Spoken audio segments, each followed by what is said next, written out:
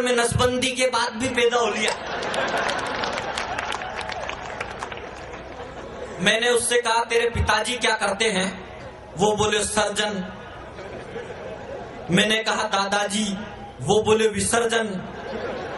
मैंने पूछा रे बेवकूफ तेरे खानदान में कोई डंगडांग का आदमी भी पैदा हुआ है क्या? वो बोले एक ही हुआ है, टार्जन।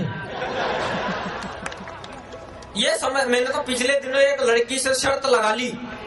मैंने कहा मैं तेरे को 10 कदम दूर से किस कर सकता हूँ। लड़की बोली 10 कदम दूर से कौन सा किस करेगा रे चोटे? मैंने कहा मैं तो किस करके बताऊंगा, तू लगा 10-10 रुपए की शर्त। अब हम दोनों ने 10-10 रुपए की शर्त लगाई। मैंने उसका हाथ पकड़ा, उसको किस किया। चोरी बोली मैं शर्त जीत गई, तुमने तो मुझे छू लिया। मैंने कहा तू पकड़ 10 का नोट, अपन ने तो किस ले लिया।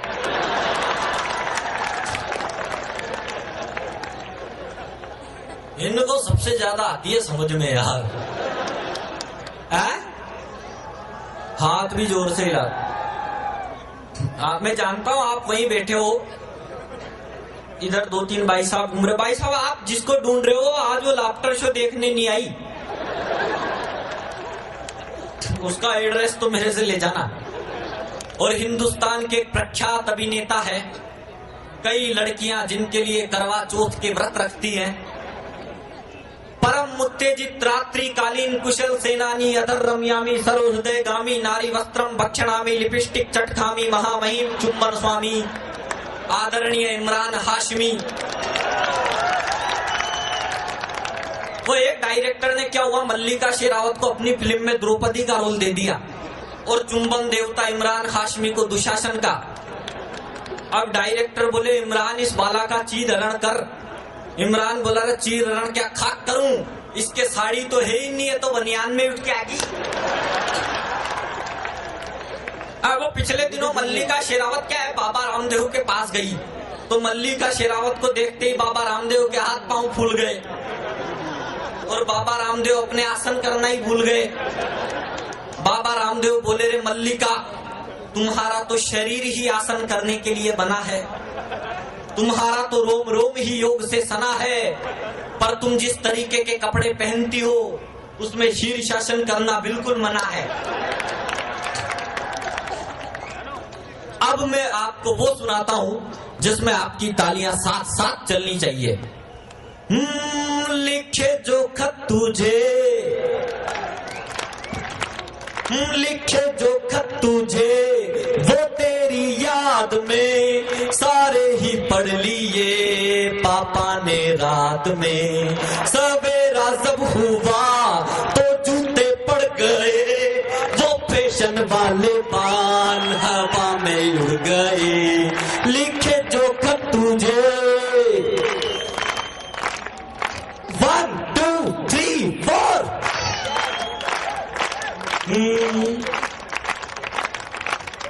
मैं निकला लठ लेके, मैं निकला लठ लेके सीमा पे सरहद पे लादेन आया, मैं लठ वहीं छोड़ आया। लादेन आया मैं लठ वहीं छोड़ आया। तीनों मिलके उतारे अटल की आरती, अडवाणी की जान जले, चप्पा चप्पा चर्चा चले, हे चप्पा चप्पा चर्चा चले। हे धम धम धड़म धड़ैया रे, धम धम धड़म धड़ैया रे, सबसे बड़े लड़ैया रे ओमकारा। हे धम धम धड़म धड़ैया रे, सबसे बड़े लड़ैया रे ओमकारा। हे धम धम धड़म धड़ैया रे, सबसे बड़े लड़ैया रे ओमकारा। हे धम धम धड़म धड़ैया रे, मन में ताता थैया रे, कहने गया मैं उसको लव यू। हे उसकी गली से मैं गुजरा था, यह भी इत्तेफाक था। उसकी गली से मैं गुजरा था, यह भी इत्तेफाक था। उसने मुझ पे फूल तो फेंका पर गमला भी साथ था। ओ मैंने बीजेपी का कमल उठाकर उसको फेंक दिया, उसने भी तो कांग्रेस का पंजा गाल पे टेक दिया। फिर एक दिन वो मान गई, प्यार मेरा पहचान गई, पर ऐसा सीन बना गई गोरी हवा निकल गई दैया रे। ऐसा सीन बना गई गोरी हवा निकल गई दैया रे, क्योंकि वो लड़की निकली थी 2 बच्चों की मैया रे। ओमकारा हे दम दम दड़म दड़ैया रे, सबसे बड़े लड़ैया रे ओमकारा। एक लड़की थी दीवानी सी, अक्सर गलियों से गुजरा करती थी। वो लड़की अपने चेहरे पे नकाब रखती थी। एक लड़का उसे देखा करता था, वो उस लड़की से बेहद प्यार करता था। एक दिन लड़के ने लड़की से कहा, जाने मन अपने चेहरे पे से ये नकाब तो हटाओ, अपना ये चांद सा चेहरा तो हमें दिखाओ। लड़की बोली कि जिस दिन अपनी पहली पिया मिलन की रात हो जाए, जिस दिन तेरा मेरा मिलना हो और बादलों से बरसात हो जाए, मैं उस दिन अपने चेहरे पे से नकाब हटा लूंगी और ये चेहरा आपको दिखा दूंगी। धीरे धीरे दिक्कतें बढ़ने लगी, लड़की लड़के से रोज मिलने लगी। एक समय ऐसा आया, 7 दिन तक वो लड़की लड़के से नहीं मिली। लड़की लड़के के घर पर गई तो पड़ोसियों ने बताया कि उस दीवाने की तो मौत हो चुकी। वो लड़की लड़के की कब्र पर जाकर रोने लगी। ये वही पिया मिलन की रात लग रही थी, क्योंकि उस दिन बादलों से बरसात की झड़ी लग रही थी। तभी उनकी प्रेम कहानी में एक किस्सा और जुड़ गया। आंधी के थपेड़े से लड़की के चेहरे का नकाब उड़ गया। तभी कब्र में से आवाज आई, ए दोस्त, तभी कब्र में से आवाज आई, ये दोस्त, ये तो समय समय की बात है। कल तेरे चेहरे पे नकाब था, आज मेरे चेहरे पे नकाब है। मैंने एक लड़की एक लड़के से प्यार करती थी साहब, और वो लड़की अंधी थी। एक दिन लड़के ने लड़की से पूछा, क्या तुम्हें आंखें मिल जाए तब भी मुझसे प्यार करोगी?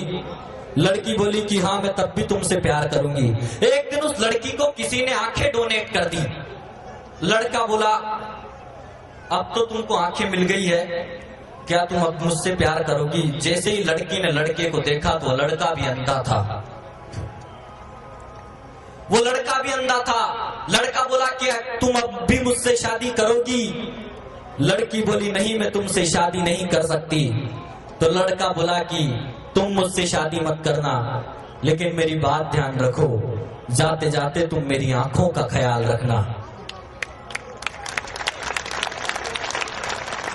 और हिंदुस्तान की सबसे बड़ी त्रासदी है आतंकवाद। मैं 2 मिनट उस आतंकवाद के विषय पर बोलता हूं साहब। अभी पिछले दिनों दाऊद इब्राहिम ने 3 लोगों को धमकी दी, राजू श्रीवास्तव, सुरेश अलबेला और हिमेश रेशमिया। उसने कहा, हम 2 महीने में तुमको मार देंगे। आप सबने न्यूज चैनल पे देखा होगा। तब मैं कहता हूं कि हमने प्रेम के अग्नि कुंड में पवित्रता की आहुति दी होती तो संस्कारों का खूनी खेल करने की हिम्मत नहीं होती। हमने मुठभेड़ में 2-4 दरिंदों को गोली मार दी होती तो व्यवस्था की हत्यारों से जेल भरने की हिम्मत नहीं होती। और हमने दीवारों पर रानी मुखर्जी की जगह झांसी की रानी के चित्र लगाए होते तो मोनिका बेदी तेरी अबू सलेम की रखेल बनने की हिम्मत नहीं होती।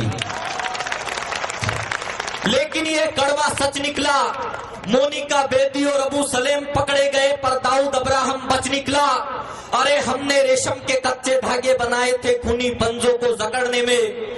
हमने 16 साल लगा दिए दाऊद इब्राहिम को जिंदा पकड़ने में। इसलिए इन नरभक्षी भेड़ियों की तरफ खूंखार शेरों को आगे बढ़ जाने दो, सीमा के आतंकी अड्डों तक सेना चढ़ जाने दो। और 2 पंक्ति में इस हिंदुस्तान का इतिहास बोलता हूं। हम एक दिन में आतंकवाद खत्म कर सकते हैं, लेकिन जरूरत है कुछ करने की। अगर उस काम पर आपकी मोहर लगे तो पूरा सदन आकाश की फिजाओं की तरफ हाथ उठाना अपने। हमने रेशम के कच्चे धागे बनाए थे खूनी पंजों को जकड़ने में।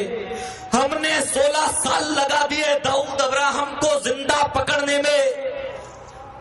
अरे जरूरत पड़े इसलिए इन नरभक्षी भेड़ियों की तरफ खूंखार शेरों को आगे बढ़ जाने दो, सीमा के आतंकी अड्डों तक सेना चढ़ जाने दो।